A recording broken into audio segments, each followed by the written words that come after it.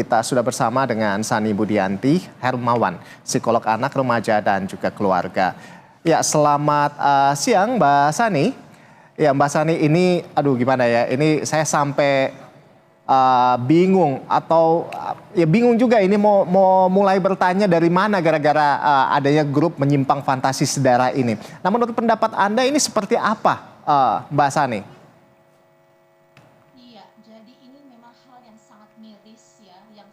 Sepertinya belum ke unmute Mbak Sani. Boleh mungkin di unmute dulu. Yes. Cek. Sepertinya masih belum. Cek. Sudah oke di sini? Baik, kami sepertinya belum mendengar suara dari Mbak Sani.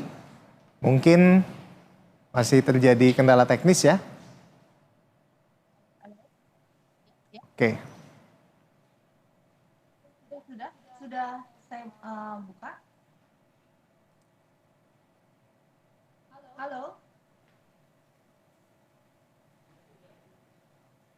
Halo. Cek. Ya. Iya, Mbak Sani, selamat siang. Selamat siang. Iya, sudah terhubung sekarang nih, udah kedengeran nih suaranya. Nih, Mbak Sani, ini asli saya bingung banget sebetulnya mau bertanya dimulai dari mana. Tapi tanggapan Anda terkait dengan adanya grup Facebook, yaitu dengan apa namanya fantasi sedara ini. Bagaimana Anda menilai terkait fenomena ini? Iya, tentunya sebagai pemerhati anak dan kami orang tua juga untuk yang melindungi anak tentunya sangat miris, sangat prihatin dengan adanya grup ini atau situs ini, di mana hal ini membuat masyarakat yang tidak tahu menjadi tahu, yang tidak terpikir menjadi terpikir, dan ini sangat bejat sekali karena membuat situasi rumah menjadi tidak aman. Di mana rumah itu sebenarnya rumah tempat anak itu bermain, anak itu berkreasi dan memiliki rasa aman. Tapi dengan adanya seperti ini seperti mengajak berjamaah untuk melakukan hal-hal yang sangat-sangat tidak pantas dan tentunya akan menodai anak kita atau hubungan saudara ini yang bisa menimbulkan dampak yang luar biasa di masa yang akan datang. Dan ini akan merusak generasi penerus bangsa yang harus segera diberantas. Nah, ini kan ya mirisnya ternyata bahwa predator seksual ini berasal dari rumah sendiri, dari orang terdekat begitu ya. Nah, apa hal-hal utama yang harus diwaspadai dari Anda terkait dengan hal ini? Iya, kan kalau kita incest itu kan hubungan saudara, artinya bisa ayah ke anak, kakak ke adik, ya. Dan luar biasa bisa menyebar seperti itu, paman ke ponakan. Jadi tidak melulu ke anak kecil, tapi incest itu adalah hubungan darah. Jadi bagaimana kita bisa ngebayang kakak laki-laki yang terpapar situs ini bisa kepikiran untuk melihat adiknya dengan nafsu misalnya. Jadi ini luar biasa sekali hal yang harus kita hentikan saat ini. Antisipasinya adalah kita perlu memang mengedukasi pendidikan seksual sejak dini. Kita harus memberikan informasi sejelas mungkin kepada anak kita, bagaimana harus melindungi dirinya, bagaimana harus waspada terhadap ancaman yang terjadi di lingkungan, walaupun itu di lingkungan keluarga itu sendiri, begitu. Iya. Mbak Sani, ini kalau kita lihat ya, sebetulnya ini hanyalah puncak gunung es. Ya, ini yang kelihatan aja begitu. Tapi sebetulnya kalau kita lihat di platform yang lain, ini sudah cukup banyak, bahkan bisa dibilang banyak sekali yang hal-hal yang serupa begitu Mbak Sani. Nah, kalau dari Anda, apa yang kira-kira harus dilakukan begitu ya, baik dari pemerintah atau mungkin dari platform sosial medianya sendiri? Iya. Pemerintah wajib memberantas secepat mungkin, sekeras mungkin, setegas mungkin pelakunya, ya. Dan saya setuju dengan fenomena gunung es karena banyaknya marak yang sebenarnya ada di sekitar kita yang belum terjamah.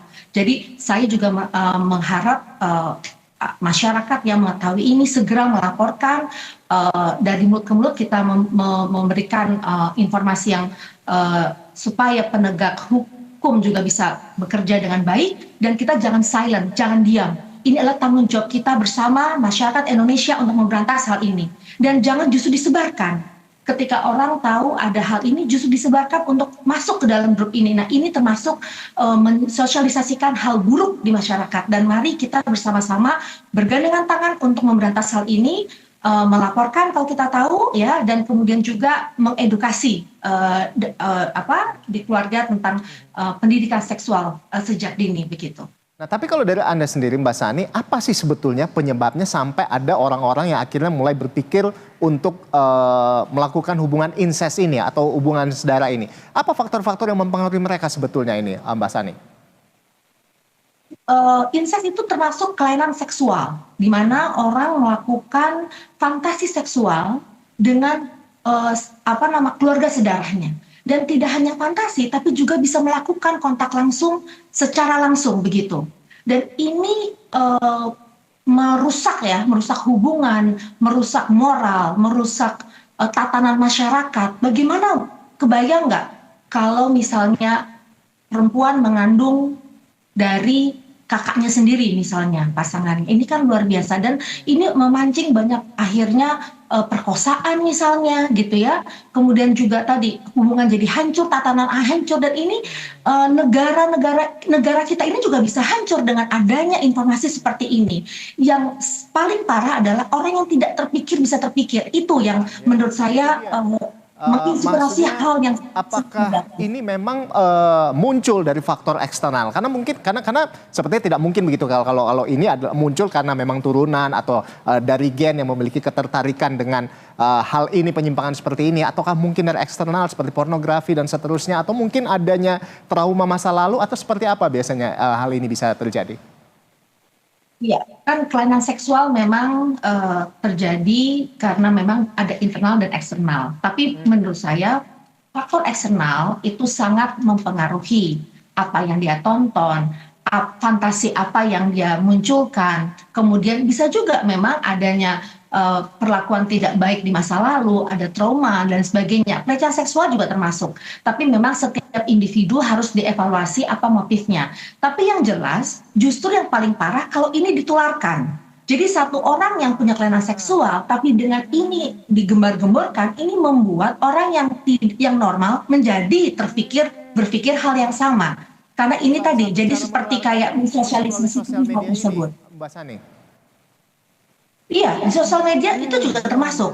Bagaimana akhirnya kan orang mau menyebarkan hal yang buruk ini melalui media sosial, dan ini menyebar. Nah, dan ada orang-orang yang mungkin ada kelainan laten, dia belum muncul, dan ketika ini ada ajakan seperti ini atau situs ini, itu jadi muncul ke permukaan, dan ini yang berbahaya sekali. Baik. Kita tentunya berharap bahwa terkait dengan munculnya fenomena ini, kita berharap bahwa tidak cuma dari pemerintah, baik juga dari penyedia layanan atau dari platform sendiri bisa bersikap tegas begitu untuk menghentikan rantai ini begitu ya, agar generasi muda di bawah kita juga tidak tertular atau menjadi pengikut dari aliran sedarah ini begitu ya. Dan Indonesia tentunya bisa selamat dari hal-hal yang tidak diinginkan. Baik, terima kasih Mbak Sani Budianti Hermawan, psikolog anak, remaja, dan keluarga sudah bergabung bersama kami di Berita Satu Siang. Salam sehat selalu dan selamat berakhir pekan, Mbak Sani.